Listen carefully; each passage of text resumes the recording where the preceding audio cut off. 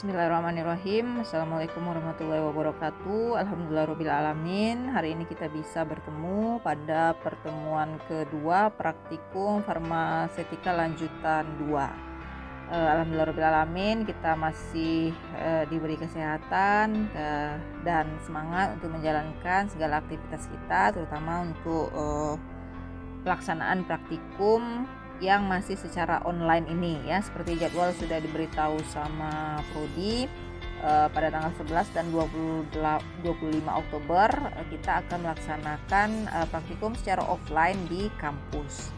Karena ini adalah lanjutan dari yang sebelumnya di farmasetika lanjutan 1, secara garis besar sistemnya itu sama ya. Untuk tema bentuk sediaannya ada tambahan, itu semi solid. Yang cair atau yang disuspensi kering yang di Farlan 1 itu tidak ada lagi ya. Kapsul, pulveres, dan semi solid. Jadi 3 tema besar itu yang akan kita bahas untuk Farlan 2 ini ya. Oke. Kita akan lihat di sini kita akan membahas tentang format ya, format dari resepnya, pengerjaannya ya. Oke, kita lihat di sini yang pertama ini adalah bersifat wajib ya dikerjakan ya, penggolongannya. Kemudian khasiatnya ini tulis secara farmakologi dan farmakoterapi ya. Ini juga wajib ada ya, walaupun dia bentuk sediaannya itu adalah tablet, bukan lagi serbuk ya, karena yang ada DL dan DM itu wajib. Ini kembali bisa dilihat di FI 3 ya. Jadi ini kan praktikum terakhir sebelum ke PKL ya. Jadi mungkin nanti saat PKL itu bisa dilihat resep dari si dokter itu ya, dia dikasih 3 kali sehari dengan dosisnya sekian, itu sesuai dengan dosis lazimnya. Jadi mengingat kembali apa itu dosis lazim, apa itu dosis maksimum, walaupun kondisinya di lapangan nanti tidak akan dilakukan lagi perhitungan DM, tapi mungkin kalau untuk melatih-latih perhitungan DM-nya sesuai enggak, jika ada waktu kosong itu bisa dicek ya, ditulis-tulis untuk perhitungan DM-nya dari praktikum yang dikerjakan nanti ya. Oke, kita lanjut ke kelengkapan administratif. Ini data ya, data pasien dan dokter. Silakan isi sendiri jika kosong ya, jika datanya kosong dari resep yang di-share nanti. Oke, kelengkapan farmasetis ini cek dari kadar ya, kadar obatnya, kemudian ada atau tidak DTD ya, ada atau tidaknya DTD. Kemudian dari signa ya, dicek signanya.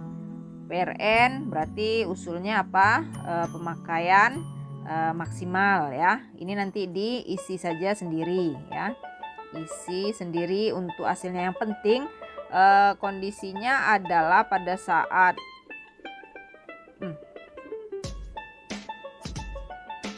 saat nanti akan diperiksa ini, kalau memang ada yang farmasetisnya yang tidak sesuai itu bisa menjadi nilai gitu ya, ada tambah nilainya. Artinya kalau ini tidak ada dan tiba-tiba nanti di bahan itu dikalikan 10 misalnya tidak ada DTD, nah itu akan berarti fatal. Bukan fatal, adanya pengurangan nilai dari aspek farmasetisnya. Oke, selanjutnya FO. Oke ya, nih FO ini juga penting. Tuliskan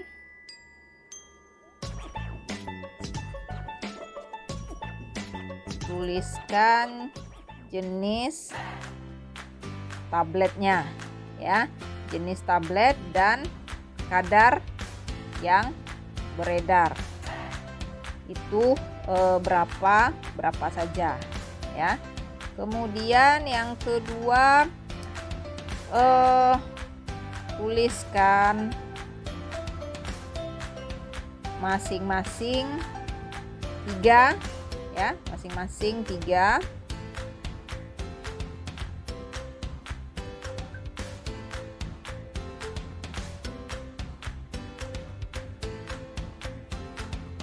nama generik dan dagangnya ya. Contohnya seperti ini, jika nanti resepnya itu adalah parastamol ya, parastamol. Berarti ini kan generik.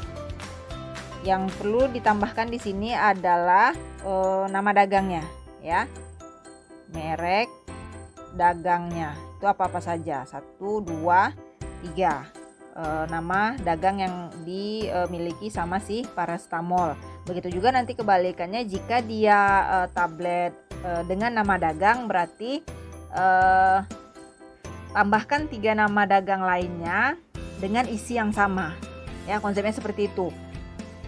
Karena kebanyakan saat nanti ditanya di ujian akhir, padahal sudah sering praktikum baik di farmasetika ataupun di klinis, plus sudah PKL pula 1 bulan dan 1 bulan juga di apotek dan di rumah sakit, untuk nama-nama obat dagangnya terutama ya, itu tidak tahu.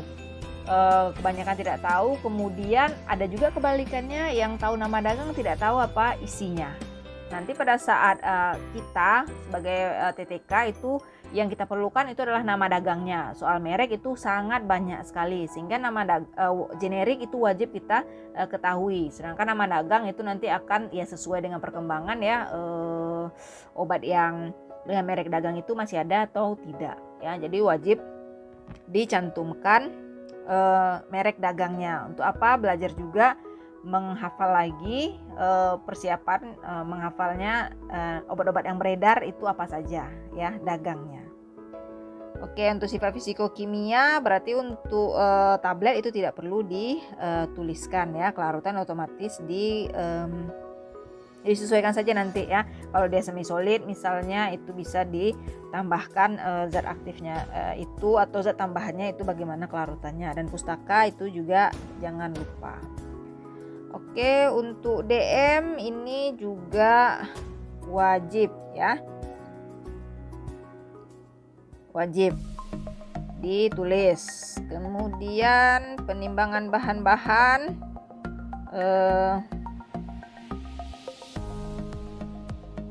hati-hati fatal ya. Fatal itu bagaimana? Berkaitan sama DTD ataupun berkaitan dengan kadar obat yang salah ya. Karena kita online penilaiannya ataupun nanti pas di offline itu kami tidak akan prosesnya, kamu nimbangnya itu mahasiswa menimbang itu kami tentu tidak akan bisa melihat langsung apakah miligram, apakah gram gitu. Nah, yang kami nilai adalah dari jurnalnya ini ya. Jadi perbaikilah atau yakinkan yang ditulis itu adalah benar ya, karena ini tidak dikerjakan juga gitu ya. Karena kita online pun pada saat praktikum seharusnya jika jurnalnya sudah betul, kalau fokus itu akan dikerjakan sesuai dengan yang tertulis pada jurnalnya.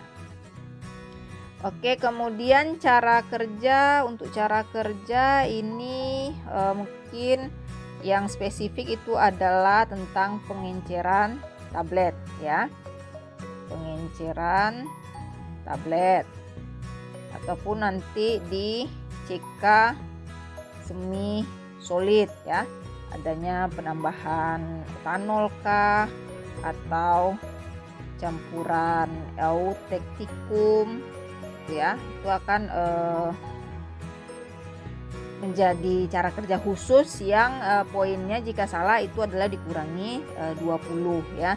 Untuk pengenceran tablet diingat lagi dari misalnya itu 3,5 tablet, berapa tablet yang diambil, berapa tablet yang diencerkan gitu ya. Yang diencerkan itu hanya 1 tabletnya saja ya.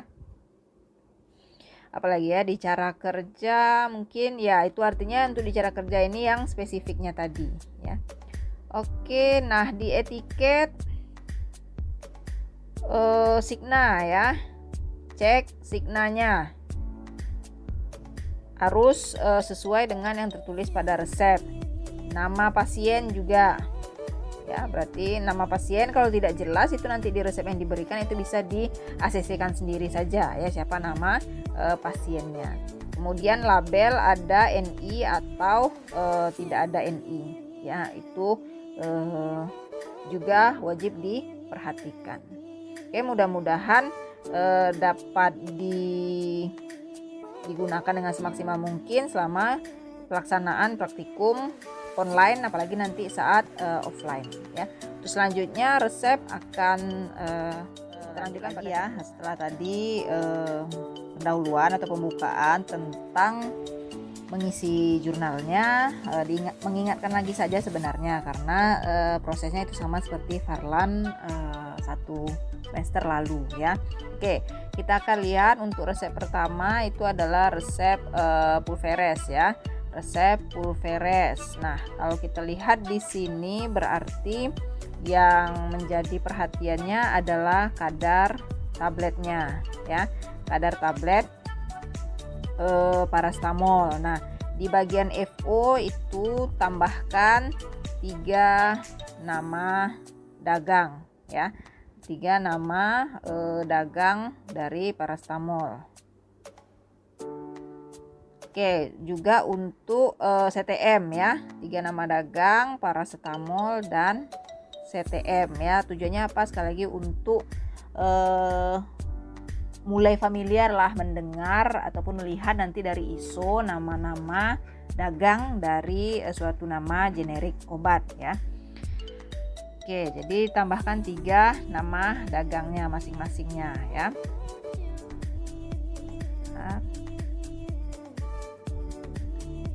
3 nama dagangnya. Oke, kemudian di sini bisa kita lihat juga untuk KR itu tidak ada masalah ya, sudah sesuai. FO itu ada, DM itu ada, CTM ya. CTM akan pakai DM. Oh ya, dan ini juga sediaannya itu adalah dalam bentuk tablet ya, karena tidak ada lagi sediaan serbuk itu di lapangan. Jadi paracetamol 200 mg kadarnya, tapi sediaannya yang digunakan itu adalah bentuknya tablet, sehingga diperlukanlah FO-nya tadi gitu ya. FO untuk CTM itu kadar per tabletnya itu berapa. Nah, itu yang dituliskan pada bagian FO. Oke, lanjut ini di cara kerja ya, sepertinya di cara kerja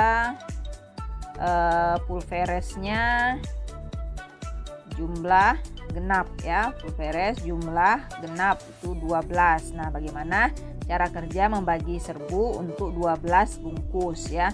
Ini manual ya, ini dikerjakan manual, belum pakai yang siling. Oke. Untuk signa Ibu rasa tidak ada masalah ya, signanya sudah jelas ya dan bisa dilanjutkan. Oke, kita akan lanjut untuk resep kedua ya. Ini sediaannya adalah kapsul ya, tadi setelah pulveres sekarang kapsul.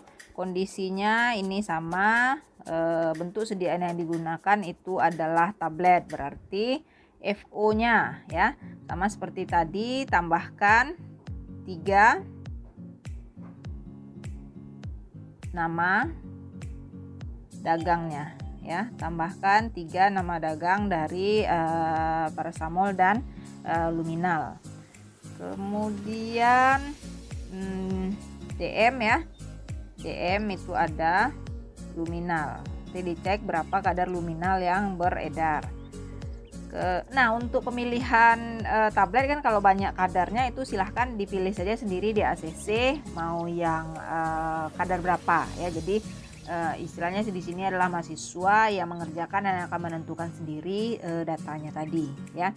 Kemudian akan dibuat kapsul ya, bentuk kapsul jumlah 12. Nah, poinnya di sini adalah penentuan nomor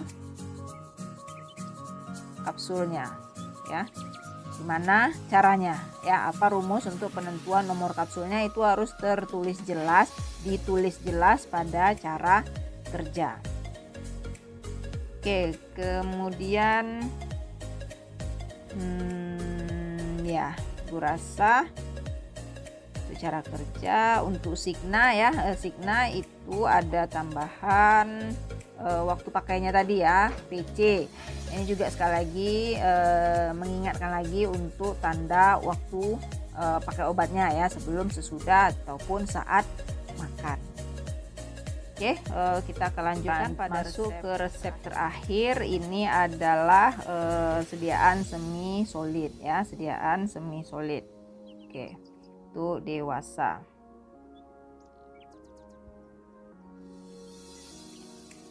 Oke, di sini KR-nya itu tidak ada ya, sudah jelas. Kemudian untuk FO Cloderma ya, Cloderma itu apa isinya ya, bisa dicek di ISO. Untuk DM itu tidak ada. Untuk bahan-bahan lagi ya, kalau yang untuk di semi solid ini kan bahan-bahan yang pentingnya untuk perhitungan. Di sini bisa dilihat at 100, berarti adalah total bobot sediaan itu adalah 100 gram. Berarti bagaimana cara perhitungan asid salisil 3% ya. Kemudian juga Cloderma yang digunakan. Cloderma itu berapa tube ya, jelas nggak di resep ya, kalau tidak nanti bisa ditanyakan. Dan Vaseline yang digunakan tentu adalah total seluruhnya dikurang berapa nanti bobot dari masing-masingnya. Nah, sekali lagi Bu jelaskan, Vaseline yang digunakan adalah cara perhitungannya, seluruh bobot yang diminta itu adalah 100 gram dikurang berapa dari kadar bobot asid salisil dan Cloderma salep. Berarti di sini diperlukan di sini berapa gram bobotnya itu per tubenya ya, berapa gram. Sehingga ini datanya akan dimasukkan nanti di sini. A ditambah B ya. Ini yang A. Kemudian ini yang B. Oke, untuk signa sudah jelas ya, obat luar. Oke, mudah-mudahan Ibu rasa gampang lah ya. Jadi mengulang-ulang lagi saja dan melatih motoriknya juga untuk bisa mengerjakan resep, menulisnya gitu ya, menulis jurnal resepnya dan dikumpulkan pada waktu nanti akan di-share sama asisten sesuai dengan jadwal yang Kak Ibu memberikan resepnya nanti. Oke, atas perhatiannya Ibu cukupkan, semoga bermanfaat. Assalamualaikum warahmatullahi wabarakatuh.